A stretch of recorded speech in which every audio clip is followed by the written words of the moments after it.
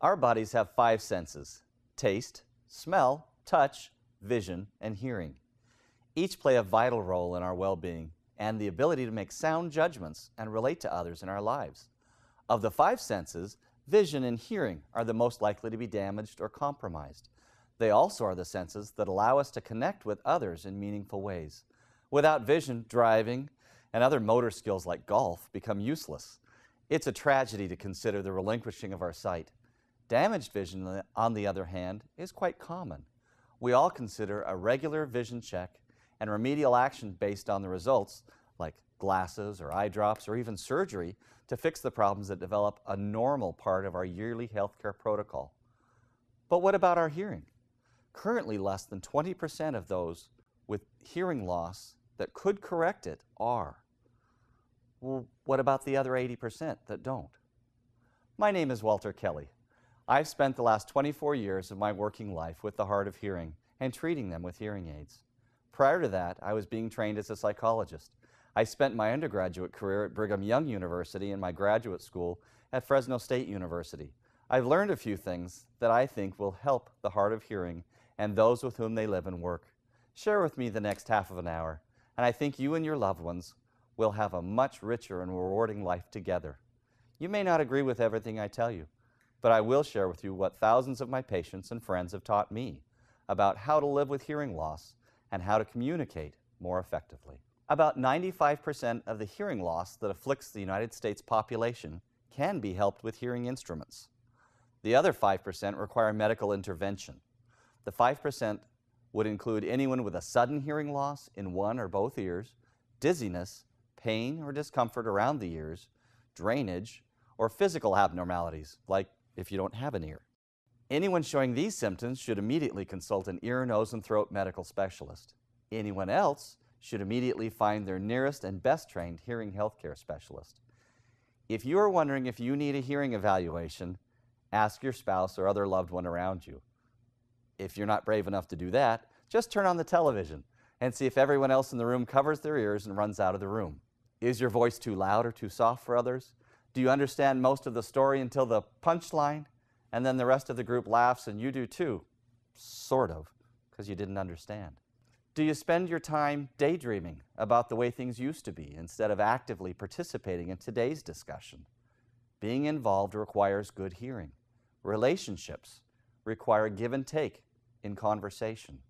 Good feelings between people require understanding of what's being said. Most of the hearing loss that we see in our population comes from damage created over a lifetime of use. It's insidious.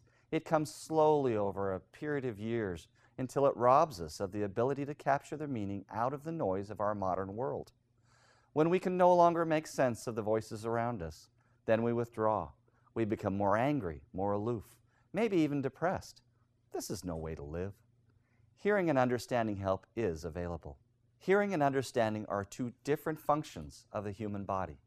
The ability to perceive and identify sound is an important function of the ear and brain that work together to give meaning to the noise. The top job of this system is to draw understanding out of the cacophony of noise that is modern life. I can hear, but I can't understand is the most common problem that we see in our clinics. Many times sound is too loud and understanding is still not available until a hearing system, or hearing aids, is used to filter out the noise and amplify more of the good sounds that are part of each of our lives. After a careful and thorough evaluation of the hearing system that includes the examination of the eardrum, pure tone and bone conduction thresholds, voice testing, and a medical referral protocol if necessary, then we decide with you how to best maximize your residual hearing to present to the brain the cleanest sound possible.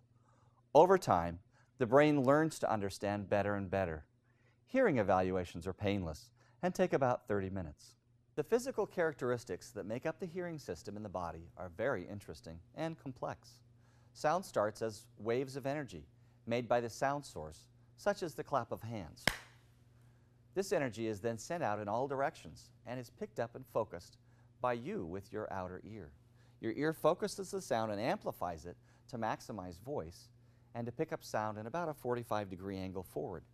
This means that you will hear better in front of you and better with both ears.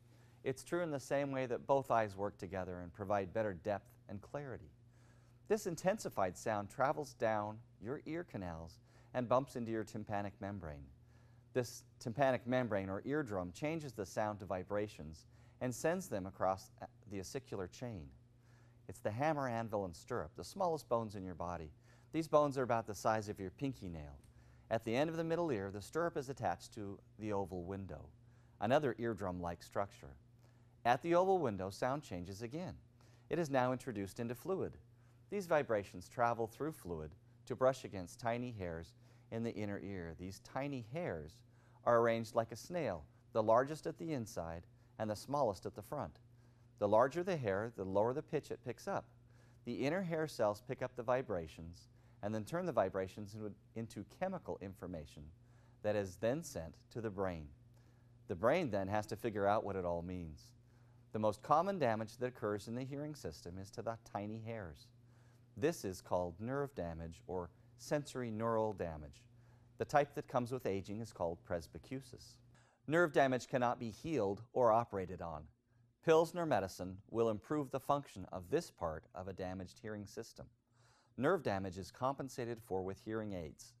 This is done not only by making the weak sounds louder, but also by cleaning the extra sounds in the environment. Each type of hearing system uses a small computer to bring in the sounds of life around you and then act on the instructions that your professional has given it to improve your signal-to-noise ratio. The signal is what you want to hear, the voice, music, etc., and the noise is anything else. Newer hearing aid technology uses faster processors to make the voice and music cleaner and more pleasant to the brain. One of the worst experiences in life is to feel dumb because all of the speech and lips are not acting together. Much like a bad foreign film dubbed poorly into English, inexpensive hearing aids use much older processors that are very slow. If you want to be very frustrated, buy a cheap digital hearing aid. On the other hand, if you try one of the new high-definition instruments, then you can let the clean, pleasant, clear sounds of your life wash over you.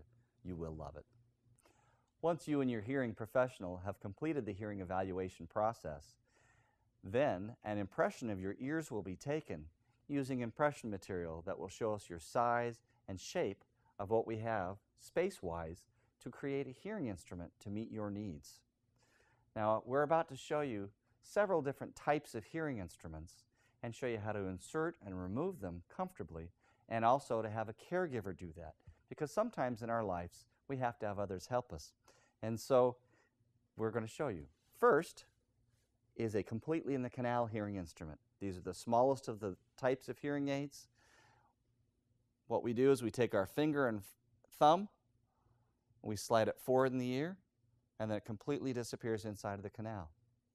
Now, with this type of instrument, we use a very small battery called a 10A.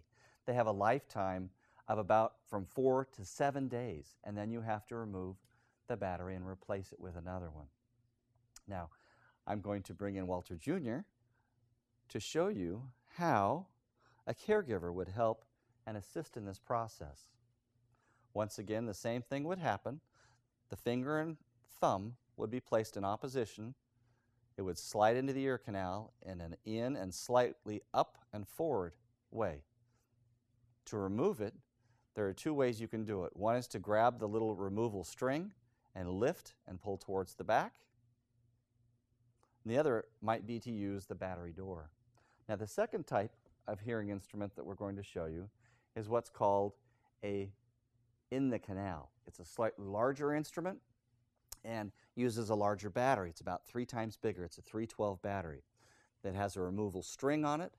And once again, you will take that string or your finger and thumb, take it up to your ear, slide it forward into the ear canal, and that's in place. To remove it, you grab a hold of the removal string and lift it out. Now Walter will show us how a caregiver could help to accomplish the same thing. Grab a hold of the removal string, slide it up to the ear in an in and slightly forward motion. To remove it, we do the same thing in reverse. Grab a hold of the string and lift and go towards the back. Now the third type of instrument is very popular and very common. Sometimes it comes with a volume control to raise and lower volume. Sometimes they come with buttons to change memories. This is called an in-the-ear. Now you'll notice on each of the kind of instruments there's actually a dot, a brightly colored dot. We usually use a red dot to signify the right ear and a blue or green dot to signify a left ear. Now to place this in your ear, you would take the helix and the canal and we slide them into the ear much the same way that you would taking your toes and sliding them into your slipper. To remove it, you do the same thing in reverse. You lift and pull towards the back. Walter will now show you how a caregiver could accomplish the same thing. The helix and canal are placed in the ear first, then with your thumb or finger, you slide forward and it locks into place. To remove the hearing aid, you do the same thing in reverse. Either take the removable string and lift up. Another type of hearing instrument that's very popular is called a behind-the-ear instrument.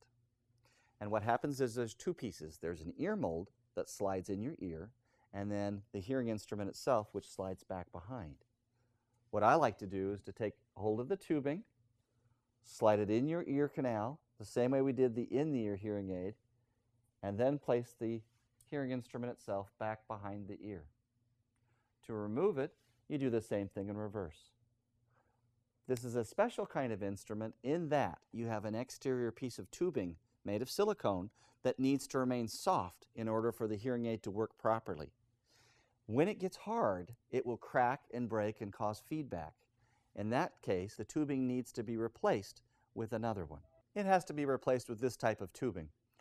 So that is to be accomplished. You remove the ear mold, you pull out the old tube, discard it, then you take the new tube, which has a sharper edge that can slide through the hearing aid, ear mold, and pull it up to the bend.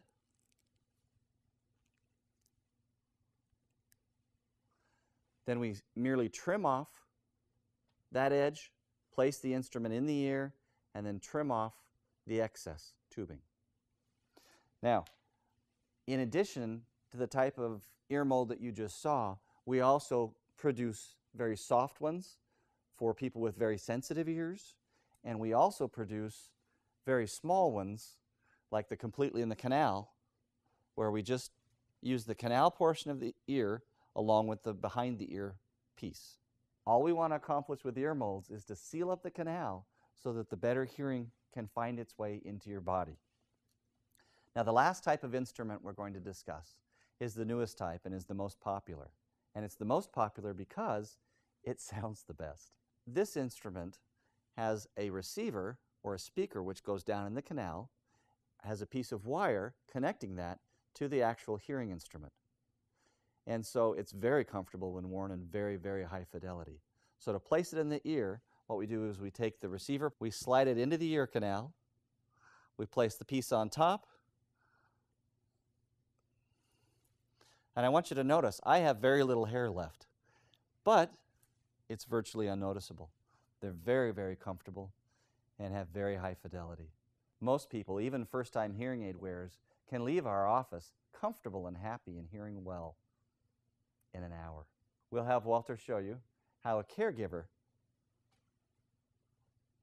could insert the hearing aid for you. So now what we do is we place the hearing instrument on top of the ear, exterior ear. The canal, the receiver is placed in there, and then the concha lock is placed into the bowl of the ear, thus keeping the hearing aid virtually invisible and also very high fidelity without any kind of movement. Very comfortable.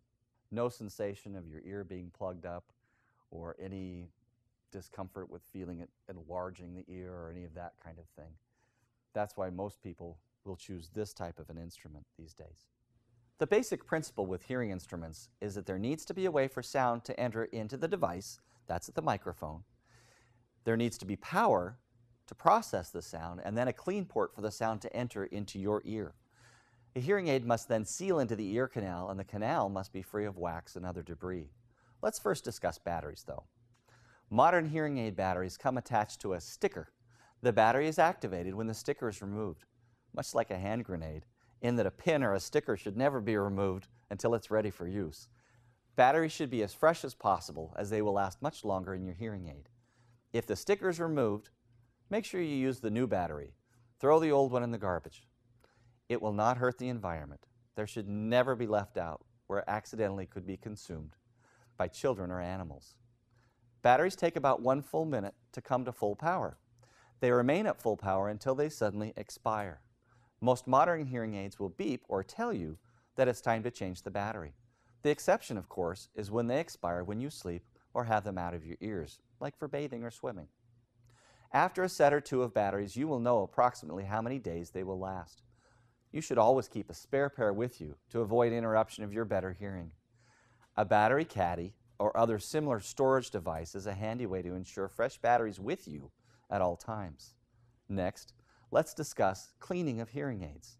At night, a soft cloth or tissue should be wiped on your hearing aid, and a stiff, dry brush are used to brush off the ports. First, wipe the instrument dry and brush off all debris. Now open the battery door and place the hearing aid in the container provided. In the morning, close the battery door and place the hearing aid in your cupped hand. You should hear a feedback noise. Once you've heard this, then open the battery door, close it again, and then place the instrument in your ear. There's usually a time delay built into your hearing aid before startup. If it's too long or too short for you, ask your professional to alter it. A hearing instrument provider is just like any other healthcare specialist in your life. They must provide a level of care and communication with you that are comfortable. They must match your style. They must know how to give you the best choices that match your dexterity, lifestyle, hearing deficit, and budget.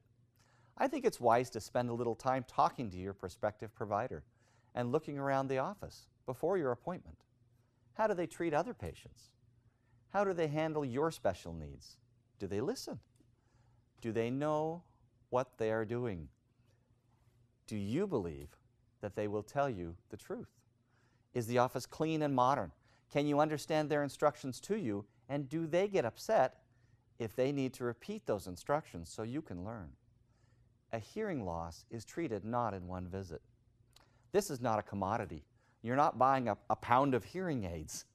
You need to make a huge change in your life to function with them and visit this person who you're choosing for the life of the hearing aids, and then make adjustments until the day that you need to replace those hearing aids with new ones again. This is a life-changing event followed by care and repair. Make sure you choose someone that will outlive the warranty and that you want to spend time with. Make sure they know about several kinds of and brands of hearing aids. Make sure that they can repair and modify your hearing system to match your changing needs. On-site repair and modification is a must. You may need to try several providers until you're confident, and then climb on and enjoy the ride. The level of technology that is best for you is the very best that you can afford. This is your portal to the world. This is the way that you will connect to your loved ones and have fulfilling relationships. Your spouse is tired of being your hearing aid. Get your own hearing aid and let them be your spouse and friend again. The better the hearing aid you get now, the longer it'll last and the better it will sound. Your brain will mesh better with better sound. You'll be more comfortable faster, and you will experience much less confusion. There are cheap hearing aids in the $750 to $1,000 range. They're older technology. The reason they were replaced by manufacturers is because they needed to be. This is one area of your life you do not want to bargain. $2,500 to $3,500 is what very good hearing aids cost.